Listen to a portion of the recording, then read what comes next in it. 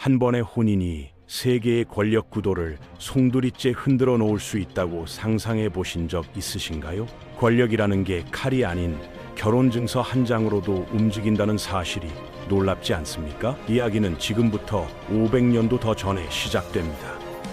그 옛날 유럽의 한 귀퉁이에서 평범하기 그지없어 보이던 결혼식이 치러졌습니다. 그런데 놀랍게도 이 결혼이 이후 수세기 동안 세계를 좌우하는 시발점이 되었죠. 지금부터 그 엄청난 이야기를 풀어드리겠습니다. 스위스의 보잘것없던 성주에서 출발해 전 세계를 소나귀에 넣은 가문의 역사를 시작해 보겠습니다.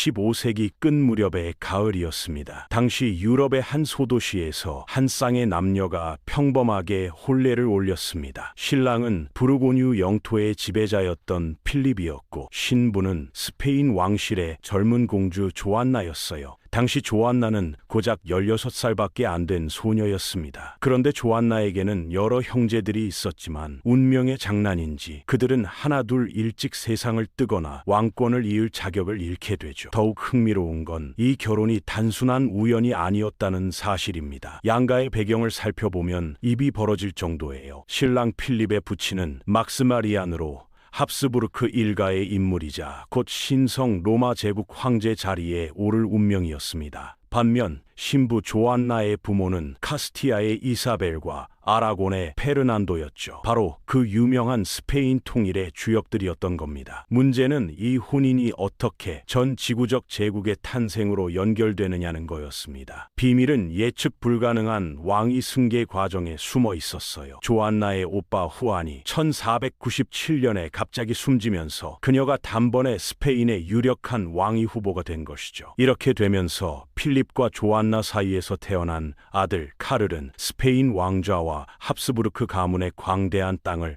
한꺼번에 물려받게 됩니다. 물론 이 모든 사건의 시작점은 훨씬 소박했습니다. 합스부르크 일가의 기원은 11세기 초반 스위스 북부의 작은 요새에서 비롯됐으니까요. 1025년경 클레트갈 백작으로 알려진 라드보트라는 인물이 현재 아르가우 일대에 성체 하나를 세웠는데 그게 바로 합스부르크 성이었습니다. 성 이름의 앞부분인 합스는 강가의 나루를 뜻했고 뒷부분 부르크는 요새나 거점을 의미했죠. 그 시절 유럽에서는 가문의 성을 갖는 게 일반적이지 않았지만 12세기와 13세기로 접어들면서 직업이나 출신을 나타내는 이름들이 생겨나기 시작합니다. 합스부르크 성에 살던 라드보트의 자손들은 자신들이 사는 곳의 이름을 따서 폰 합스부르크라는 성을 쓰게 되었고 이게 바로 이 왕조의 출발점이 된 셈입니다. 초기에 이 가문은 군사력보다는 혼인 동맹을 통해 조용히 세력을 키워나갔어요. 이들이 선택한 전략은 무력 대신 외교에 기대는 것이었죠. 12세기 중반쯤 되면 공식적으로 합스부르크 백작이라는 칭호를 사용하기 시작했고 독일 서부와 알프스 산맥 주변으로 영향력을 넓혀갔습니다. 진짜 변곡점은 13세기에 찾아왔습니다. 1250년에 신성 로마 제국 황제 자리가 비게 되면서 독일 땅이 큰 혼란에 빠진 거예요. 여러 제후들이 새로운 황제를 뽑으려 했지만 의견 일치를 보지 못했고 무려 14년이나 황제 공석 상태가 이어졌습니다. 그런데 1273년에 합스부르크의 루돌프가 독일 왕으로 선출되면서 판도가 완전히 바뀌게 됩니다. 루돌프는 이 기회를 절대 놓치지 않았어요. 독일 왕이라는 지위를 최대한 활용해 오스트리아 일대에서 방대한 땅을 확보했고 1282년에는 두 아들을 오스트리아와 슈타이어마르크의 공작으로 앉혔습니다. 이런 식으로 스위스의 작은 성주 집안이 오스트리아의 최고 영주가 되었고 권력의 중심축도 비엔나로 옮겨가게 됩니다. 비엔나는 당시 작은 마을 수준이었지만 합스부르크의 후원을 받으며 서서히 성장하기 시작했죠. 1365년에 만들어진 비엔나 대학이 좋은 사례입니다. 합스부르크 가문은 이후 200년간 꾸준히 힘을 불려나갔고 1452년에는 프리드리히 3세가 신성 로마 제국 황제로 선출되면서 진정한 유럽 강국의 반열에 올라서게 됩니다. 프리드리히 3세의 가장 핵심적인 업적 중 하나는 1477년에 아들 막스멜리안을 부르고뉴의 마리와 결합시킨 것이었어요. 부르고뉴 공국은 당시 유럽에서 가장 부유한 지역 중 하나였죠. 14세기 후반과 15세기 초반에 부르고뉴의 통치자들은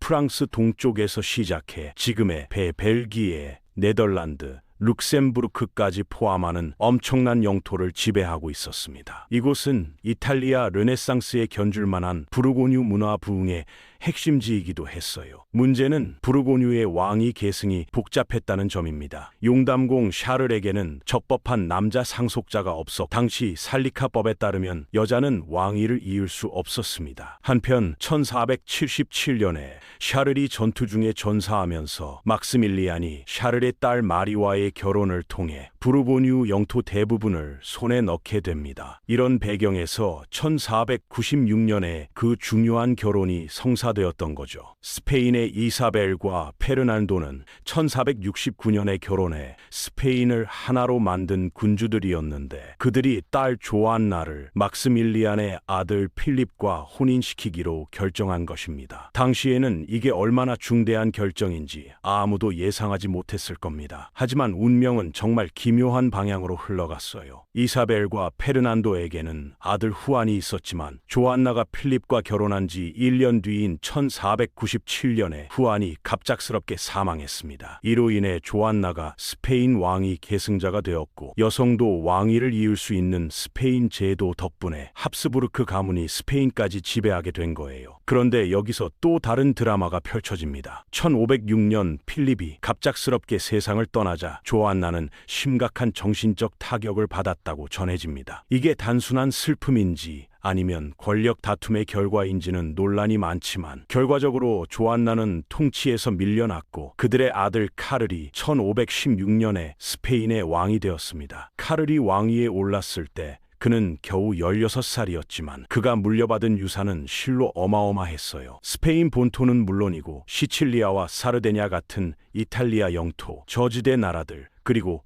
아메리카 대륙의 광활한 식민지까지 모두 그의 것이 되었습니다. 여기에 1519년 할아버지 막스밀리안이 사망하자 신성 로마 제국 황제까지 되면서 카를 5세는 명실상부한 세계 최강의 통치자가 되었어요. 이 시점에서 이미 합스부르크 내부에서는 권력 분할이 시작되고 있었습니다. 카를은 1521년 오스트리아 영토를 동생 페르디난드에게 넘겨줬는데 한 사람이 이 모든 땅을 효과적으로 다스리기에는 너무 광대했기 때문이죠. 이렇게 해서 스페인 중심의 합스부르크와 오스트리아 중심의 합스부르크로 갈라지게 됩니다. 카를 5세의 통치 시기는 여러 면에서 이 가문 권력의 정점이었다고 할 수 있습니다. 그는 당시 유럽에서 가장 막강한 통치자였고 이탈리아에서 프랑스와 65년간 이어진 전쟁을 승리로 이끌었어요. 1527년에는 그의 군대가 로마를 점령해 교황 클레멘스 7세를 사실상 인질로 만들기도 했습니다. 이 사건이 영국 역사에도 큰 영향을 미쳤다는 걸 아시나요? 교황이 합스부르크의 영향력 아래 놓이게 되면서 헨리 8세가 카를의 이모인 캐서린 왕비와의 이혼 허가를 받을 수 없게 된 거예요. 이게 결국 헨리 8세로 하여금 로마와 단절하고 영국 교회를 창설하게 만든 중요한 계기가 되었습니다. 한편 1526년에는 또 다른 극적인 사건이 벌어집니다. 오스만 제국이 발칸 반도로 진격하면서 헝가리의 루이 2세와 모하치 전투를 치른 거죠. 이 전투에서 루이 2세가 전사하면서 헝가리 야겔론 왕조가 끝나게 되었고 그의 땅은 이전의 결혼 동맹에 따라 카를의 동생 페르디난드에게 넘어가게 됩니다. 이런 식으로 합스부르크 일가는 헝가리, 보티미아, 크로아티아까지 지배하게 되었습니다. 1526년까지 이 가문은 명목상으로 오스트리아, 헝가리, 크로아티아, 보헤미아, 스페인, 저지대 국가, 이탈리아 대부분을 통치하게 되었고 독일에서는 신성 로마 황제의 지위까지 독점하게 됩니다. 스위스 알프스의 평범한 지방 영주에서 시작한 가문으로서는 정말 놀라운 성장이었던 셈이죠. 더욱 놀라운 건 카를 5세가 진정한 의미에서 최초의 세계 제국 통치자였다는 점입니다. 이전에도 몽골 제국처럼 광활한 영토를 지배한 제국들이 있었지만 스페인은 사실상 전 세계에 걸친 영토를 보유하고 있었습니다. 카를이 왕위에 올랐을 때 스페인 식민지 개척자들은 이미 쿠바, 히스파니올라 등 카리브해 지역에 정착지를 건설해 놓았어요. 카를의 통치 초기에는 에르난 코르테스가 수백 명의 스페인 정복자들을 이끌고 멕시코의 강력한 아즈텍 제국을 정복하는 데 성공했죠. 1530년대에는 피사로 형제들이 남아메리카의 잉카 제국을 무너뜨렸고, 마젤란이 이끈 원정대가 1519년부터 1522년 사이에 인류 최초의 세계 일주를 완성했습니다. 1543년에는 동남아시아에서 여러 섬들이 발견되어 카를의 아들 필립의 이름을 따 필리핀이라고 명명되었습니다. 이렇게 해서 16세기 중반 스페인은 카리브해, 중앙아메리카, 남아메리카, 아프리카, 일부 해안, 아시아의 필리핀에 이르는 광대한 식민 제국을 건설하게 됩니다. 특히 멕시코, 페루, 볼리비아에서 발견된 엄청난 금과 애은 매장지는 스페인에 상상할 수 없는 부를 안겨줬습니다. 가장 유명한 게 볼리비아의 포토시 은광이었는데, 여기서 나온 엄청난 양의 은 덕분에 매년 보물선단이 아메리카에서 스페인으로 현재 가치로 수십억 달러에 해당하는 금은을 실어 나를 수 있었어요. 하지만 권력과 부만으로는 카를을 행복한 사람으로 만들 수 없었습니다. 독실한 로마 가톨릭 신자였던 그는 1517년에 시작된 종교개혁에 깊은 충격을 받았습니다. 그는 마르틴 루터의 이단 사상이 유럽 전역으로 퍼지는 걸 막기 위해 평생을 바쳤지만 1530년대에 칼뱅파와 제세례파 같은 더욱 급진적인 개신교 집단들이 등장하면서 상황은 더욱 악화되었어요. 결국 그는 이런 대의에 지쳐 1556년에 왕위와 제국의 지위를 포기하고 권력을 아들 필립 2세에게 넘겨주는 이례적인 결정을 내렸습니다. 필립 2세는 1598년까지 42년간 통치하면서 아버지의 의지를 이어받았지만 그 역시 끝없는 전쟁의 연속 속에서 통치해야 했죠. 그가 즉위했을 때는 이미 1554년에 사촌인 메리 튜더 여왕과 결혼하여 잠시 영국과 아일랜드의 왕이 되기도 했었습니다. 비록 메리가 1558년에 사망했지만 합스부르크 가문이 한때 영국까지 통치했다는 사실은 정말 흥미롭지 않습니까? 그런데 필립은 신성 로마 황제가 되지는 못했습니다. 1556년 아버지가 즉위를 포기하면서 합스부르크 영토 분할이 확고해졌고, 필립은 스페인과 그 식민 제국 이탈리아, 저지대 국가를 물려받았지만 카를의 동생 페르디난드가 신성 로마 황제 칭호를 차지했어요. 이렇게 해서 1550년대 후반부터 스페인 합스부르크와 오스트리아 합스부르크로 완전히 분리되었습니다. 필립 2세는 아버지보다도 더욱 강경하게 개신교 이단을 분쇄하려 했어요. 그의 긴 통치 기간은 그 결과 끝없는 전쟁으로 특징지어졌습니다. 1559년에는 이탈리아 전쟁을 스페인의 승리로 종료시켰고, 지중해에서는 오스만 제국과 계속 싸웠습니다. 1571년 레판토 해전은 역사상 가장 큰 해전 중 하나였죠. 그 무렵 필립은 이미 저지대 국가의 네덜란드 개신교도들의 반란에 직면해 있었고, 이게 80년 전쟁의 시작이었습니다. 1558년 엘리자베스 여왕이 영국의 개신교를 복귀시키면서 영국과의 관계도 악화되었고, 1585년부터는 제1차 영스페인 전쟁이 시작되었습니다. 가장 유명한 1588년 스페인 무적 함대와의 전투도 이때 벌어졌죠. 프랑스에서는 1562년부터 1598년까지 종교 전쟁이 벌어졌는데 필립 2세가 가톨릭 세력을 지원했습니다. 1580년대 후반에는 스페인 군대가 직접 프랑스 땅에서 전투를 벌이기까지 했어요. 이 모든 노력으로 스페인은 항상 수만 명의 군사를 유지해야 했고, 종종 10만 명을 넘기도 했는데 당시로서는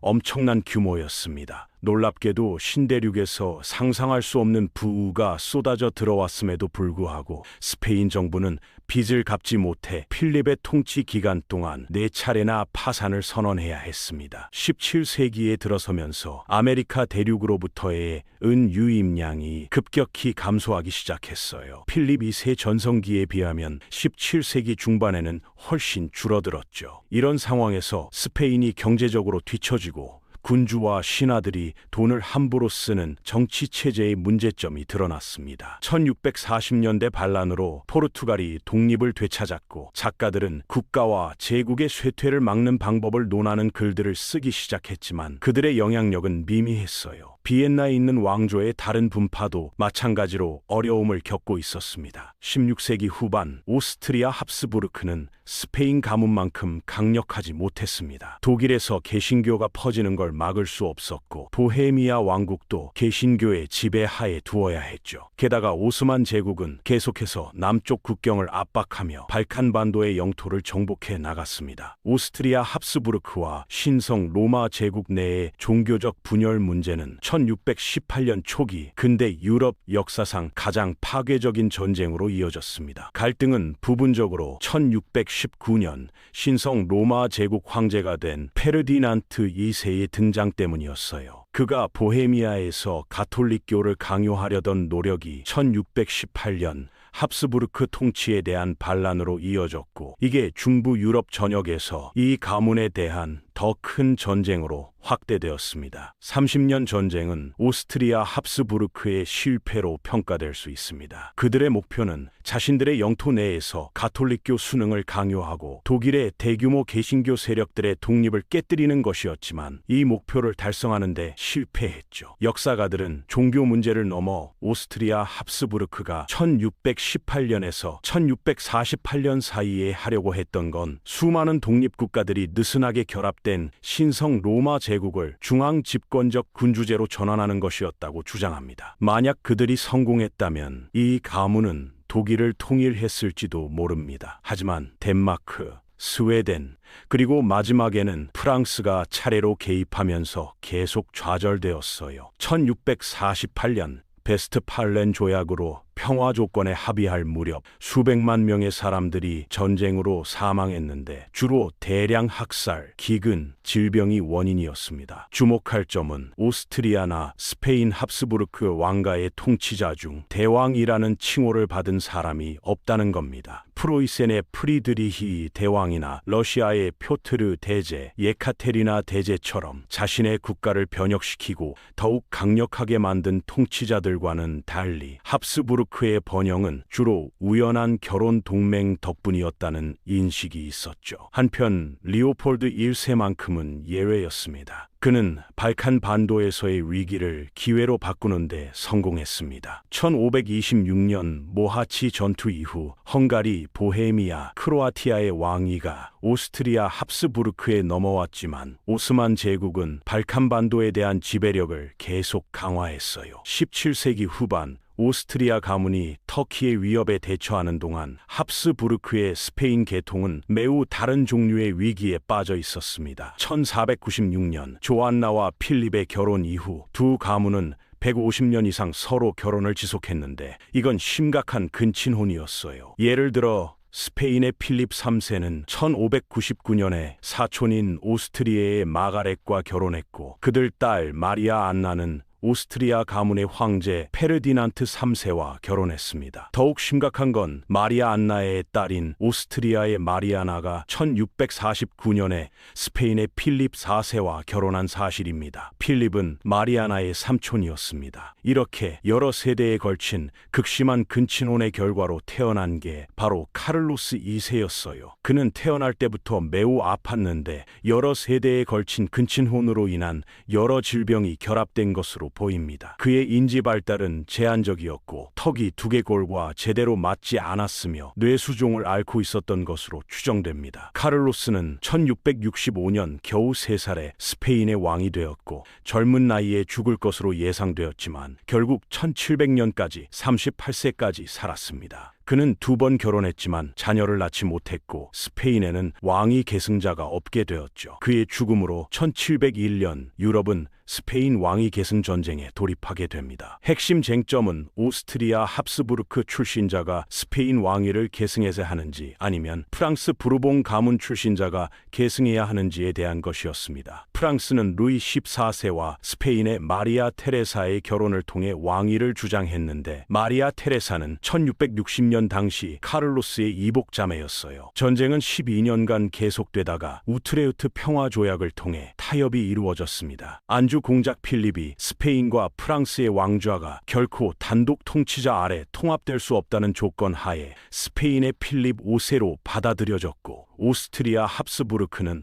스페인 본토를 제외한 대부분의 유럽 영토를 받았습니다. 이렇게 해서 스페인령 네덜란드는 오스트리아 네덜란드가 되었고 오스트리아 합스부르크는 밀라노, 나폴리, 사르데냐도 차지하게 되었죠. 18세기 오스트리아 합스부르크의 상황은 복잡했습니다. 이론적으로는 중부 유럽에서 이전보다 더 강력한 지배력을 갖게 되었지만 실제로는 점점 커지는 위협에 직면했어요. 브란덴부르크와 프로이센이 1618년에 연합하여 베를린에서 현재의 폴란드 일부까지 광대한 영토를 지배하는 실질적인 강국이 되었습니다. 1701년 프로이센의 프리드리히 3세 공작은 자신을 새로운 프로이센 왕국의 첫 번째 왕으로 선언했죠. 1740년에는 오스트리아 왕위 계승 전쟁이 발발했고 프로이센이 오스트리아에 맞서 싸운 동맹의 중심이 되었습니다. 18세기에 오스트리아와 프로이센 사이에서 실레지아 지역의 지배를 중심으로 일련의 전쟁이 벌어졌는데 이곳은 폴란드, 독일, 체코의 국경에 걸쳐 있는 자원이 풍부한 지방이었습니다. 프로이센이 이 지역을 장악하면서 1740년부터 1786년까지 오랫동안 통치한 프리드리히 2세 하에서 중부 유럽에서 오스트리아 합스부르크에 심각한 위협이 되었어요. 그러나 18세기 후반에는 두 왕가 모두 자신에게 이익이 될 때는 차이점을 제쳐두는데 매우 능숙했습니다. 1569년 루블린 연합 이래 폴란드 리투아니아 연방이 동유럽에서 매우 광대한 국가였지만 러시아 제국의 부상으로 연방이 약화되면서 18세기 중반에는 유럽의 병든 나라가 되었죠. 이에 따라 1772년부터 1795년까지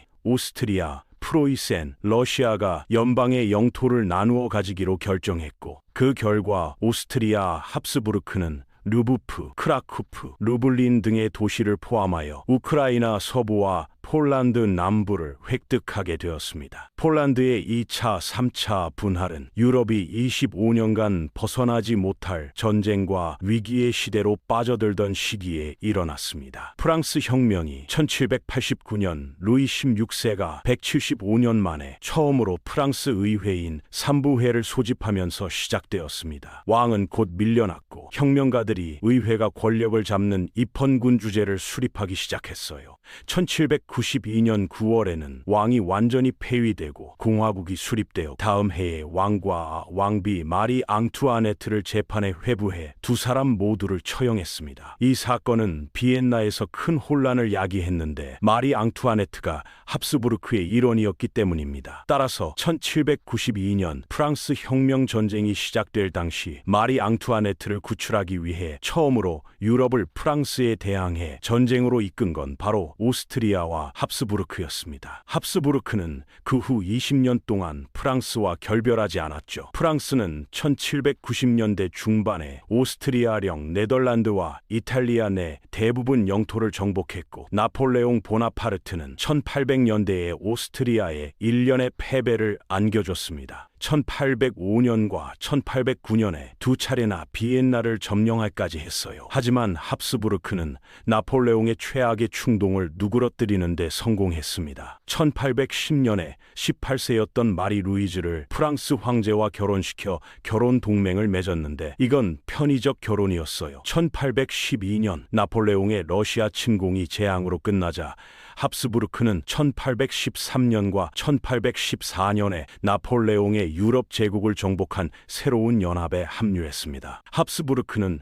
나폴레옹 전쟁에서 영토를 대체로 그대로 유지한 채 승리했는데 그 이유 중 하나는 오스트리아 외무장관 클레멘스 폰 메테르니히가 당대 유럽의 주요 정치가로 자리매김했고, 나폴레옹 전쟁이 끝난 뒤 1814년과 1815년에 합스부르크가 비엔나에서 평화 협상을 주재했기 때문입니다. 비엔나 회의는 향후 30년간 유럽 외교 관계의 기반을 마련했고, 오스트리아 합스부르크가 유럽의 위대한 왕조 가문 중 하나라는 입지를 재확인했습니다. 다만 이 가문은 저지대 국가 영토에 대한 통제권을 포기했어요. 1815년부터 1830년 벨기에가 독립할 때까지 이 지역은 네덜란드 왕국의 지배를 받았고, 이로써 3세기 반 동안 이어져 온 합스부르크의 저지대 국가 개입이 끝났습니다. 1830년 벨기에 혁명으로 수백 년간의 외세 지배 끝에 저지대 국가의 남부 지방에 독립국가가 탄생했어요. 다른 곳에서는 오스트리아가 우위를 점하고 있었습니다. 오스만 제국이 이제 완전히 쇠퇴하고 있어 합스부르크는 발칸반도에서 더 큰 영향력을 얻기를 바랐지만 러시아가 그 지역의 경쟁자였죠. 이탈리아에서는 나폴레옹 전쟁 이후 베네치아 공화국이 재건되지 않았기에 오스트리아가 베네치아, 롬바르디아, 밀라노, 토스카나 대공국을 통치하게 되었습니다. 하지만 이 모든 게 문제를 가져왔습니다. 1804년 나폴레옹 전쟁이 한창이던 시기에 신성 로마 제국의 해체를 예상하며 프란츠 2세는 자신을 첫 번째 황제로 하는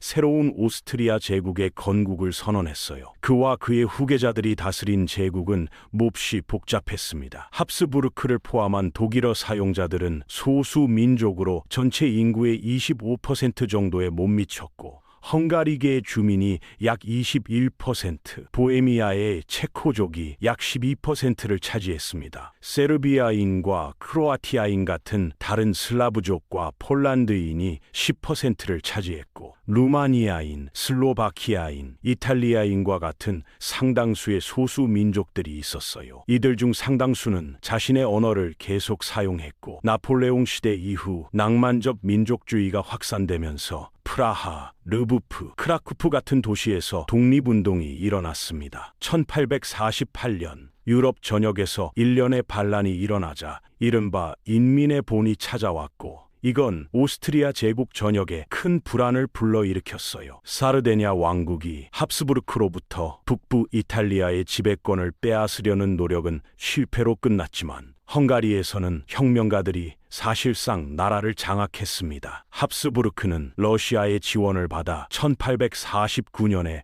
헝가리에 대한 지배권을 강화할 수 있었지만, 새로운 불안이 시작되지 않도록 하기 위해 향후 18년 동안 헝가리를 군사 점령해야 했어요. 1848년의 반란은 20년 후 합스부르크가 겪을 일련의 엄청난 좌절의 전조일 뿐이었습니다. 이런 현상의 대부분은 중부 유럽에서 오스트리아의 경쟁자로 프로이센이 계속 부상한 데서 비롯되었죠. 1848년 독일 혁명은 독일 통일에 대한 강력한 지지가 있음을 분명히 보여줬고, 많은 사람들은 프로이센이 이 과정을 주도해야 한다고 생각했습니다. 1848년에 왕위에 오른 오스트리아 황제 프란츠 요제프가 허용하지 않은 건 1862년 프로이센 귀족 오토 폰 비스마르크가 높은 관직에 오르는 일이었어요. 그 후 9년 동안 비스마르크는 오스트리아를 완전히 포위했습니다. 그는 1864년에 덴마크와 1866년에는 오스트리아와 마지막으로 1870년에서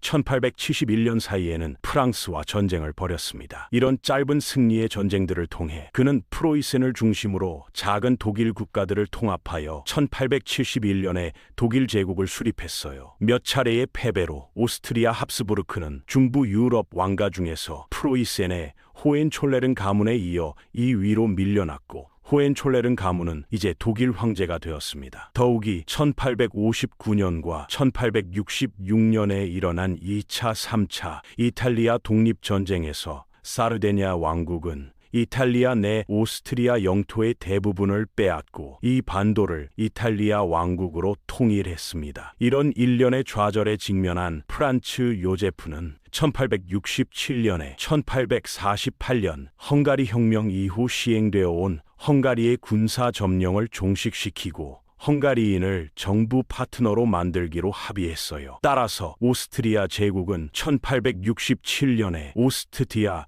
헝가리 제국이 되었고, 합스부르크는 계속해서 헝가리를 통치했지만 제국은 이제 헝가리의 별도의 정부가 있는 이중 군주국으로 통치되었습니다. 이건 오스트리아 헝가리 제국에서 여러 면에서 사회적 변화가 일어난 시대였어요. 합스부르크 왕조가 중부 유럽에 세운 영토는 사회 경제적 관점에서 볼 때 매우 뒤떨어져 있었습니다. 비교적 계몽된 합스부르크의 통치자 요제프 2세가 농노제를 종식시킨 건 1781년이 되어서였고, 그 과정은 19세기 중반이 되어서야 완전히 완료되었죠. 영국에서 산업혁명이 시작된 지 약 70년 후인 19세기 중반 이전까지 이곳에서는 산업화가 거의 이루어지지 않았습니다. 1870년대와 1900년대 사이에 오스트리아와 헝가리에서 산업화가 가속화되면서 상황이 급격하게 바뀌었어요. 철도 시스템이 확장되었고 다임러 같은 회사가 설립되면서 이 나라는 초기 자동차 산업의 중심지가 되었습니다. 페르디난트 포르쉐는 보통 독일과 연관되어 있지만 실제로는 오스트리아에서 기술을 배웠습니다. 비엔나는 또한 주요 문화 중심지가 되었는데 18세기와 19세기에 모차르트와 베토벤이 모인 고전 음악 세계의 중심지였어요. 20세기 초 비엔나 문화에서 가장 주목할 만한 요소는 지그문트 프로이트와 그의 추종자들에 의해 현대 정신분석학이 발전했다는 겁니다. 19세기 마지막 4분의 1 동안 오스트리아 헝가리 제국의 경제가 근본적으로 개편되고 발전하는 동안 제국의 외교적 입장도 변화하고 있었습니다. 프로이센 주도로 독일이 통일되고 광대한 이탈리아 영토를 잃자 합스부르크는 1870년대에 전략적 목표를 재평가해야 했어요. 프란츠 요제프 황제는 남쪽으로 주의를 집중함으로써 대응했습니다. 오스만 제국이 1870년대에 너무 약해져서 폴란드 리투아니아 연방이 분할되었던 것처럼 강대국들이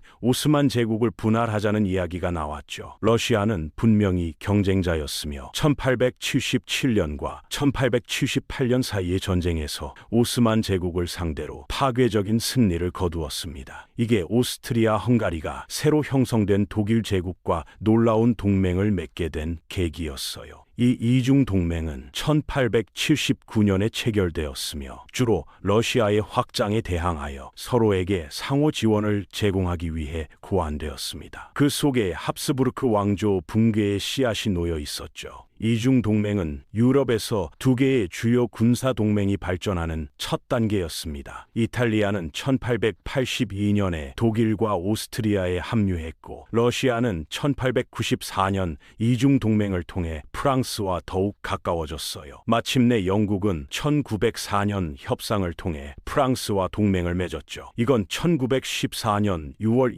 18일 세르비아 민족주의자에 의해 사라예보에서 황제 프란츠 요제프의 합스부르크 후계자인 프란츠 페페르디난트 대공이 암살당했을 때 유럽이 이미 두 개의 무장 진영으로 나뉘어 있었다는 걸 의미합니다. 그 후 5주 동안 유럽이 1차 세계대전에 휘말리게 된 데에는 여러 가지 이유가 있었지만 합스부르크 정부가 세르비아의 암살 사건을 조사하기 위해 개입을 고집하지 않았더라면 전쟁은 막을 수 있었을 겁니다. 러시아가 세르비아를 방어하기 위해 개입했고, 거기서부터 사태가 확대되어 독일, 오스트리아, 헝가리, 불가리아, 오스만 제국이 러시아, 프랑스, 영국과 전쟁을 벌이게 되었어요. 프란츠 요제프가 전쟁 발발에 어느 정도 책임이 있는지는 논란의 여지가 있지만 그는 83세의 노인으로 수년에 걸친 일련의 가족 비극으로 지쳐 있었습니다. 그는 자신이 다른 누구보다 오랫동안 통치했던 제국이 붕괴되는 걸 보지 못하고 1916년 12월 21일에 사망했어요. 그때까지 그는 오스트리아 헝가리 군대의 전투력이 얼마나 혼재되어 있는지 목격했고 1917년 군대가 약해지자 결국 독일의 지원을 요청하게 되었습니다. 프란츠 요제프는 1916년 말에 조카인 카를 1세에게 왕위를 물려줬는데 그는 결국 권력을 행사한 마지막 합스부르크 구성원이 되었어요. 1918년 10월 중순 전쟁이 마지막 몇 주를 맞이했을 때 갑자기 오스트리아 헝가리 제국 전역에서